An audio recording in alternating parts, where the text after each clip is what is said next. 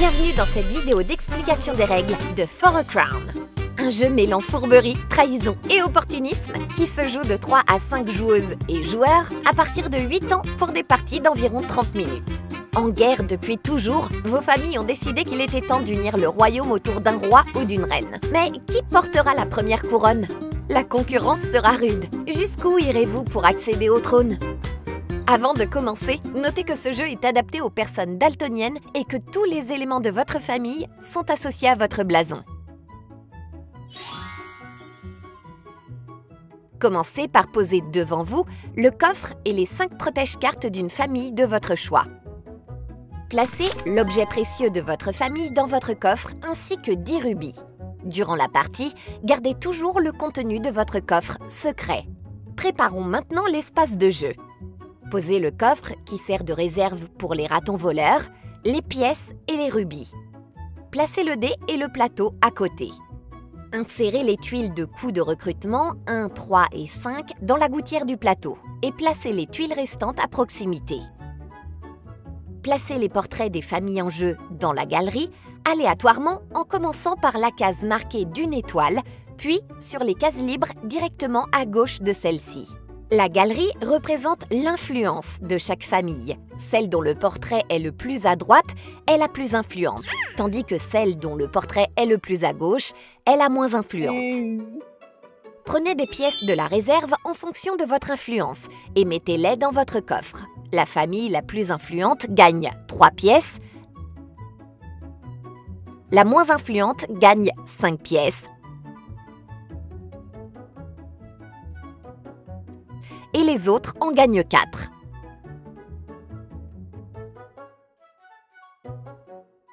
Installons maintenant les cartes mercenaires au-dessus du plateau.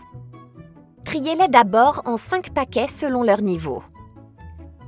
Triez ensuite les cartes de niveau 1, selon leur effet pour former 3 piles, que vous placez au-dessus de la première colonne du plateau. Placez les autres paquets dans les colonnes 2, 3, 4 et 5, selon leur niveau, puis retournez chaque paquet et mélangez-les.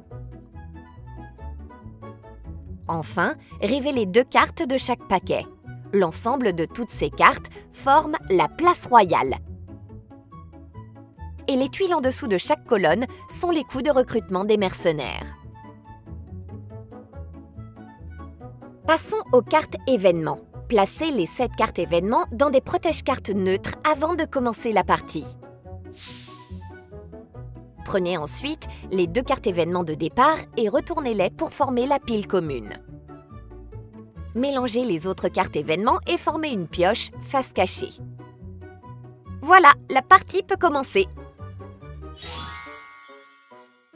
La partie se déroule en 4 manches et chacune est divisée en 3 phases. Recrutement, révélation, puis fin de manche. À l'issue de ces 4 manches, la famille possédant le plus de rubis dans son coffre remporte la partie. Dans l'ordre d'influence, c'est-à-dire de la famille la plus influente à la famille la moins influente, recrutez un mercenaire de la place royale en suivant ces étapes. Tout d'abord, choisissez un mercenaire dans une des colonnes possédant un coup de recrutement. Si la colonne n'a pas de coup de recrutement, vous ne pouvez donc pas recruter ces mercenaires.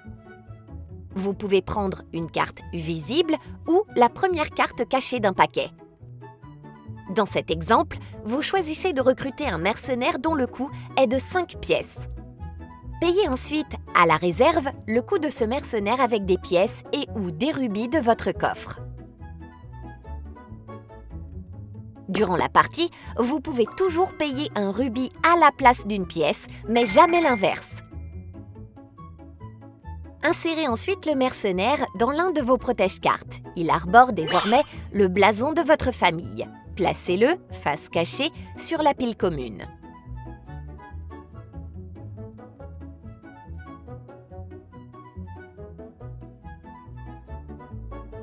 Lorsque toutes les familles ont recruté un mercenaire, complétez la place royale.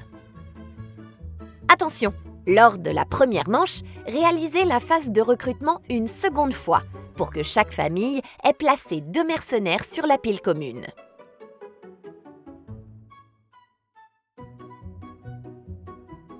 Il est possible qu'au cours de la partie, un paquet soit épuisé et qu'il n'y ait plus assez de cartes pour compléter la colonne. Laissez alors ces espaces vides. Mélangez la pile commune. Puis révélez la première carte et appliquez ses effets. Faites de même pour toutes les cartes suivantes, une à une, jusqu'à épuisement de la pile.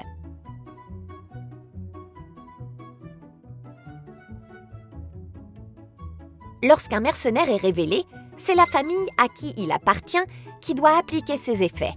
Lorsqu'un événement est révélé, toutes les familles concernées par l'événement doivent appliquer son effet. Nous reviendrons sur l'explication des effets à la fin de cette vidéo. Pour préparer la manche suivante, réalisez ces 3 étapes.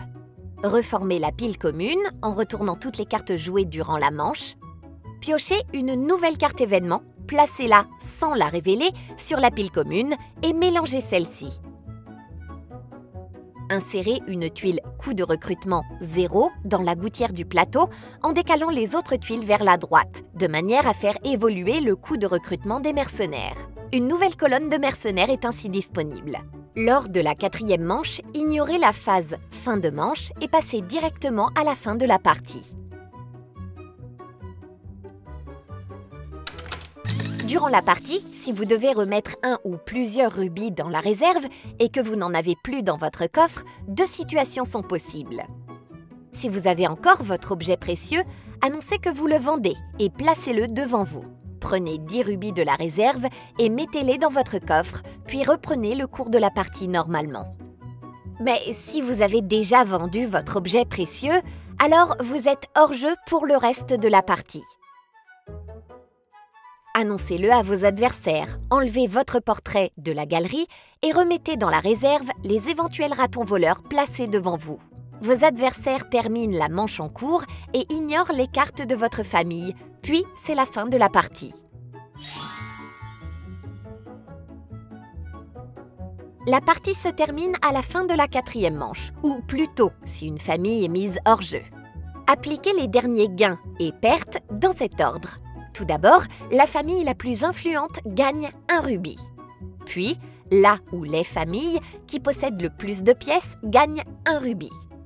Ensuite, là où les familles qui ont le plus de ratons voleurs devant eux perdent un rubis. Enfin, révélez le nombre de rubis qui restent dans votre coffre, votre objet précieux comptant comme 10 rubis. Si vous possédez le plus de rubis, vous remportez la partie et votre famille dirigera le royaume pour les siècles à venir.